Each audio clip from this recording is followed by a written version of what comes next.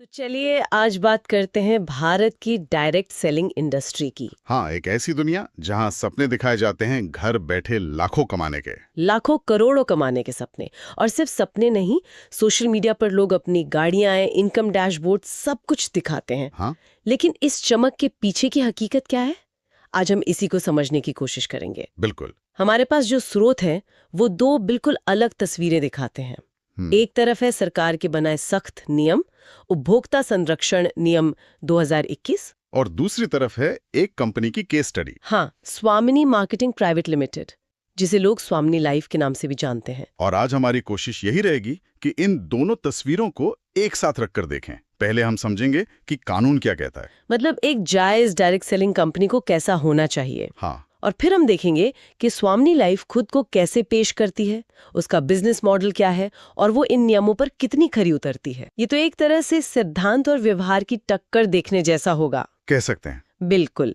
तो चलिए शुरू करते हैं सिद्धांत से, यानी इन 2021 के नियमों से। आखिर सरकार को ये नियम बनाने की जरूरत क्यों पड़ी? इनका मकसद क्या है? देखिए, इनका एक ही बड़ा मकसद है, ग्राहक को बचाना और इस इंडस्ट्री में पारदर्शिता लाना। ये नियम भारत में काम करने वाली हर डायरेक्ट सेलिंग कंपनी पर लागू होते हैं, चाहे वो भारतीय हो या विदेशी। अच्छा। और ये शुरू में ही कुछ शब्दों का मतलब बिल्कुल साफ कर देते हैं, जैसे डायरेक्ट सेलर कौन है, डायरेक्ट सेलिंग एंटिटी क्या है, और सबसे जरूरी पिरामिड स्कीम और मनी सर्कुलेशन स्कीम क्या है। और जहां तक मुझे याद है, इन दोनों पर तो सीधी सीधी रोक है ना? सीधी और सख्त रोक। नियम 10 साफ तौर पर कहता है कि कोई भी व्यक्ति या कंपनी किसी भी तरह की पिरामिड स्कीम या मनी सर्कुलेशन स्कीम को बढ़ावा नहीं दे सकती। और यहीं पर सबसे बड़ा फर्क छिपा है। बिल्कुल। इसे ऐसे समझिए, एक असली दुकान तब चलती है जब ग्राहक आकर सामान खरीदते हैं। लेकिन एक पिरामिड स्कीम तब चलती है जब आप और दुकानें खोलने के लिए लोग लाते हैं, भले ही उन दुकानों से सामान बिके या ना बिके। मतलब पैसा सामान से नहीं बल्कि नए लोगों को जोड़ने से आता है। नियम कहते हैं कि अगर आपकी कमाई का मुख्य स्रोत सामान या सेवाओं की बिक्री नहीं है, तो वो एक अवैध स्कीम है। ये तो बहुत बड़ा और जरूरी फर्क है। तो एक जायज कंपनी की जिम्मेदारियां क्या-क्या हैं? मैंने देखा कि उन्हें एक दफ्तर रखना होता है, रजिस्ट्रेशन कराना होता है। हाँ, और ये बहुत महत्वपूर्ण है। नियम कहते हैं कि कंपनी का भारत में एक रजिस्टर्ड ऑफिस होना चाहिए, जहां कोई जाकर उनसे मिल सके।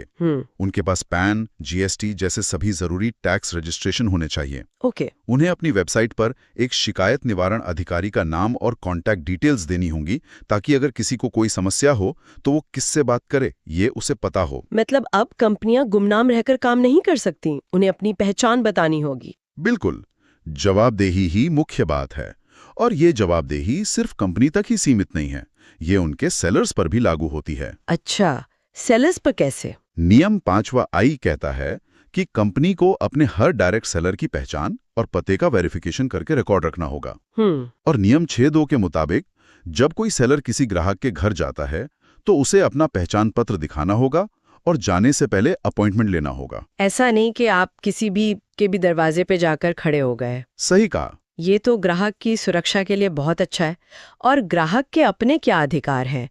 मैंने कूलिंग ऑफ पीरियड जैसी किसी चीज के बारे में पढ़ा था, ये क्या होता है? कूलिंग ऑफ पीरियड ग्राहक को एक सोचने का समय देता है।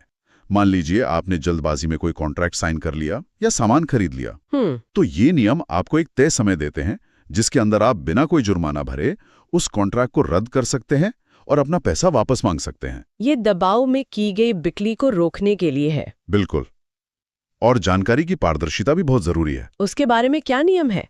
नियम 7 कहता है कि कंपनी और सेलर दोनों को ही ग्राहक को हर बात साफ साफ बतानी होगी। आप किसी भी तरह का झूठा या भ्रामक दावा नहीं कर सकते।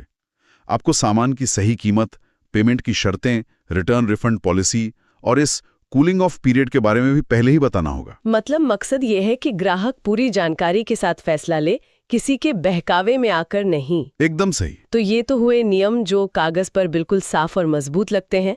ये ग्राहक को हर कदम पर सुरक्षा देने की कोशिश करते हैं। हाँ, करते तो हैं। लेकिन असल दुनिया में क्या होता है?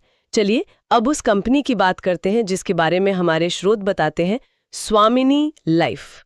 देखते हैं कि उनकी कहानी इन नियमों से कितनी मेल खाती है। हाँ, अब हम सिद्धांत से निकलकर व्यवहार की दुनिया में आते हैं। स्वामिनी मार्केटिंग प्राइवेट लिमिटेड हमारे पास जो इंस्टा फाइनेंशियल का डेटा है उसके मुताबिक ये कंपनी सितंबर 2019 में बिहार में रजिस्टर हुई थी। लेकिन यहीं पर पहली चौंकाने वाली जानकारी है। आज की तारीख यानी 20 जनवरी 2026 के अनुसार कॉर्पोरेट मामलों के मंत्रालय के रिकॉर्ड में इस कंपनी की स्थिति है under process of striking off. एक नेटवर्क या स्ट्राइकिंग ऑफ की प्रक्रिया में इसका सीधा सीधा मतलब तो ये हुआ कि कंपनी का नाम सरकारी रजिस्टर से हटाया जा रहा है। हाँ, मतलब ये बंद होने की कगार पर है। बिल्कुल सही। इसका मतलब है कि या तो कंपनी ने खुद को बंद करने की अर्जी दी है या फिर नियमों का पालन ना करने की वजह से सरकार उसका रजिस्ट्रेशन रद्द कर रही है। ये तो एक बहुत बड़ी जानकारी है। हाँ, और इसे हम अपनी बाकी की बातचीत में ध्यान में रखेंगे, क्योंकि अब जो हम देखेंगे वो कंपनी के प्रचार वीडियोस हैं जो एक बिल्कुल अलग ही कहानी सुनाते हैं। और इसके संस्थापक हैं श्री सुनील रामचंद्र खोट। वो बताते हैं कि company health care, personal care और खेती किसानी से जुड़े उत्पाद बेचती है। और ये भी साफ करते हैं कि उनके उत्पाद फूड सप्लीमेंट या ऑर्गेनिक हैं, कोई दवा नहीं है। जी ठीक है, उत्पाद तो है, लेकिन असली खेल तो बिजनेस प्लान का है। कोई इसमें जुड़ता कैसे है और पैसा कैसे कमाता है? यहीं से चीजें दिलचस्प होनी शुरू होती हैं। जुड़ने के लिए आपको 1,680 रुपए देने होते हैं। 1,680 रुपए? हाँ, 1,600 रुपए उत्पाद के और 80 रुपए जो 5% जीएसटी है उसके। ये पैसे देकर आप कोई एक उत्पाद चुन लेते हैं और बदले में आपको एक लॉगिन आईडी और पासवर्ड मिल जाता है। ओके। अब कमाई का जो तरीका है वो एक बाइनरी प्लान पर आधारित है। मतलब आपको अपने नीचे 2 टीमें बनानी होती हैं, एक लेफ्ट और एक राइट। और जैसे ही दोनों तरफ एक एक व्यक्ति जुड़ता है, कमाई शुरू। हाँ, जब आप एक व्यक्ति को अपनी लेफ्ट टीम में और एक को राइट टीम में जोड़ते हैं तो इसे एक पेयर मैच कहा जाता है। और इस एक पेयर मैच पर कितना मिलता है? एक पेयर मैच होने पर आपको 1,500 रुपए मिलते हैं। यह है पहला लेवल, जिसे वो सिल्वर प्लान कहते हैं। तो 1,680 रुपए लगाकर 2 लोगों को जोड़ने पर 1,500 रुपए की कमाई। और इसकी कोई सीमा है? सिल्वर प्लान में 1 दिन की सीमा है। आप 12 घंटे के एक साइकिल में एक ही पेयर का पैसा ले सकते हैं। अच्छा। यानी दिन में 2 साइकिल, सुबह और शाम मिलाकर आप अधिकतम 2 पेयर मैच कर सकते हैं, जिससे आपकी रोज की कमाई 3,000 रुपए तक हो सकती है। ठीक है, रोज के 3,000 रुपए। लेकिन वीडियोस में तो लोग करोड़ों कमाने की बात कर रहे हैं। वो कैसे मुमकिन है? वो मुमकिन होता है अगले लेवल पर, जिसे गोल्ड प्लान कहते हैं। और यहाँ एक और ट्विस्ट है। क्या? गोल्ड बनने के लिए आपको 10 पेयर मैच पूरे करने होते हैं, लेकिन कंपनी आपके तीसरे, 5वें, 7वें और 10वें पेयर का पैसा आपको नहीं देती, वो उसे काट लेती है। 1 मिनट, मतलब मेरी शुरुआती कमाई का एक बड़ा हिस्सा कंपनी रख लेगी? ऐसा क्यों? उनके मुताबिक ये आपकी आईडी को गोल्ड में अपग्रेड करने की एक बार की फीस है। तो ये एक तरह की प्रमोशन फीस हुई? कह सकते हैं। आपको अपनी शुरुआती कमाई का एक हिस्सा छोड़ना पड़ता है ताकि आपके लिए ज्यादा कमाने का दरवाजा खुल सके। और वो दरवाजा कितना बड़ा है? गोल्ड बनने के बाद क्या होता है? गोल्ड बनने के बाद आपकी कमाई का गणित पूरी तरह बदल जाता है। अब आप सिर्फ अपने जोड़े हुए लोगों से नहीं, बल्कि जब आपकी टीम में कोई गोल्ड बनता है उससे भी कमाते हैं। अच्छा। जब आपकी लेफ्ट टीम का एक सदस्य गोल्ड बनता है और राइट टीम का भी एक सदस्य गोल्ड बनता है, तो इस गोल्ड पेयर मैच पर आपको फिर से 1,500 रुपए मिलते हैं। ओके। लेकिन यहाँ पर रोज की सीमा बहुत ज्यादा है, 20 पेयर, यानी आप एक दिन में 30,000 रुपए तक कमा सकते हैं। 1 मिनट, सिल्वर में दिन के 3,000 और गोल्ड में सीधे 30,000। ये तो 10 गुना का फर्क है। जी, इसका मतलब तो ये हुआ कि सारा जोर लोगों को जल्दी से जल्दी 10 पेयर पूरे करके गोल्ड बनाने पर ही होगा। बिल्कुल, यही इस मॉडल का इंजन है और यही वजह है कि वीडियोस में इतने बड़े-बड़े दावे किए जाते हैं। जैसे? एक वीडियो में राकेश राठौर नाम के एक व्यक्ति दावा करते हैं कि उन्होंने 6 साल में 2.5 करोड़ रुपए से ज्यादा कमाए हैं और वो अपनी इनकम का लाइव डैशबोर्ड भी दिखाते हैं। 2.5 करोड़? हाँ, इसके अलावा जैसे जैसे आप गोल्ड पेयर जमा करते जाते हैं, आपको लेदर बैग, लैपटॉप से लेकर Bajaj Platina bike, Renault Kwid car और यहाँ तक कि ऑडी Q3 और Q5 जैसी गाड़ियों के रिवॉर्ड्स का भी लालच दिया जाता है। ये रकम सुनकर किसी का भी दिमाग घूम सकता है।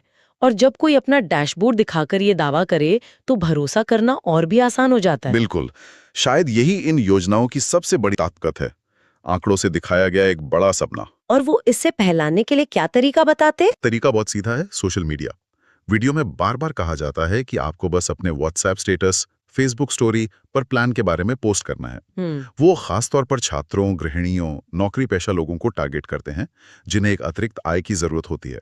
पूरा मॉडल इसी बात पर टिका है कि नेटवर्क कितनी तेजी से बढ़ता है। तो अब हमारे पास दोनों तस्वीरें हैं, एक तरफ सरकार के बनाए कड़े नियम और दूसरी तरफ स्वामिनी लाइफ का ये हाई स्पीड बिजनेस मॉडल। अगर हम इन दोनों को एक साथ रखें तो क्या नजर आता है? ये मॉडल उन नियमों पर कितना खरा उतरता है? यही सबसे बड़ा और सबसे जरूरी सवाल है। चलिए एक एक करके देखते हैं। ठीक है। पहली बात, क्या कंपनी उत्पाद बेच रही है? हाँ, वो हेल्थ और कृषि से जुड़े उत्पाद बेचती है और 1680 रुपए के बदले में एक उत्पाद देती है, जो नियमों के हिसाब से जरूरी है। हाँ, ये एक जरूरी शर्त है ताकि कोई कंपनी पिरामिड स्कीम ना कहलाए। उनकी एक रीपर्चेज योजना भी है जो दिखाती है कि उत्पादों की दोबारा खरीद पर भी जोर है। हालांकि वीडियो में उसे अनिवार्य नहीं बताया गया है। लेकिन नियमों में पिरामिड स्कीम की परिभाषा तो इस पर टिकी थी कि कमाई का मुख्य स्रोत क्या है, सामान बेचना या लोग जोड़ना। और यहीं पर मामला धुंधला हो जाता है। कैसे? अगर आप स्वामिनी के प्रचार वीडियो देखें तो उनका 90% फोकस लोगों को जोड़ने, पेयर मैच करने, सिल्वर से गोल्ड बनने और रोज 30,000 रुपए कमाने पर है। उत्पाद का जिक्र सिर्फ एक बार आता है जब आप जुड़ने के लिए 1680 रुपए देते हैं। तो ऐसा लगता है कि उत्पाद खरीदना इस कमाई के खेल में शामिल होने का बस एक एंट्री टिकट है। बिल्कुल, असली उत्पाद तो व्यावसायिक अवसर यानी बिजनेस अपॉर्चुनिटी ही है। तो असल में यहाँ दो अलग अलग चीजें बिक रही हैं। कंपनी के लिए 1680 रुपए का प्रोडक्ट बिक रहा है, लेकिन जो लोग जुड़ रहे हैं उनके लिए करोड़ों का सपना बिक रहा है। आपने बिल्कुल सही पकड़ा। और नियम ये तय करने की कोशिश करते हैं कि सपने की कीमत प्रोडक्ट से ज्यादा न हो जाए। और अब इस पूरी तस्वीर में उस जानकारी को वापस लाइए जो हमें सबसे पहले मिली थी कि कंपनी स्ट्राइकिंग ऑफ की प्रक्रिया में है। हाँ, ये एक ऐसी सच्चाई है जो उन सारे सपनों और दावों पर एक बहुत बड़ा सवालिया निशान लगा देती है। कैसे? एक तरफ प्रचार वीडियो में 2024 और उसके बाद के लिए अंतर्राष्ट्रीय दौरे, फ्रेंचाइजी मॉडल और भविष्य की बड़ी-बड़ी योजनाएं बताई जा रही हैं, और दूसरी तरफ सरकारी रिकॉर्ड में कंपनी बंद होने की प्रक्रिया में है। ये दोनों बातें एक साथ सच नहीं हो सकती। नहीं हो सकती। तो इस पूरी पड़ताल से हम क्या समझें? हमारे श्रोताओं के लिए इसमें सबसे बड़ा सबक क्या है? देखिए, तस्वीर बिल्कुल साफ है। एक तरफ सरकार के नियम हैं जो डायरेक्ट सेलिंग को एक सम्मानित व्यवसाय बनाने के लिए बनाए गए हैं।